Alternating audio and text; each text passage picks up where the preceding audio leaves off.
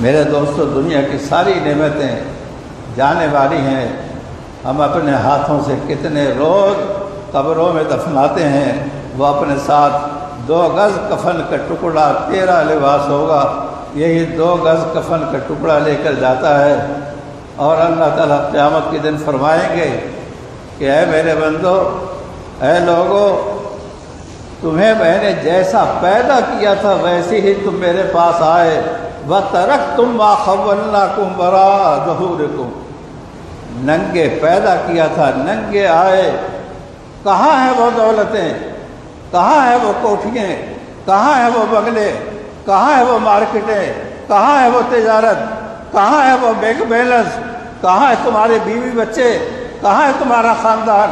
کہاں ہے تمہاری دولت؟ سب کچھ تم چھوڑ کر آئے، میرے پاس کیا لے کر آئے؟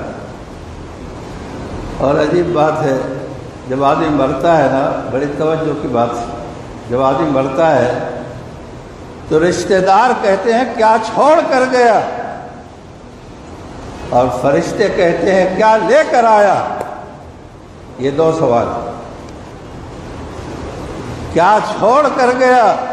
جو چھوڑ کر گیا وہ اس کے لیے نہیں ہے، تو اس کی اولادوں کے لیے ہے، وراثتوں میں چھوڑ دیا، رشتہ داروں کے لیے ہے، عزیز و اقارب کے لیے ہے. جو لے گیا وہ اس کا ہے. تو فرشتے کہتے ہیں کہ کیا لے کر آیا؟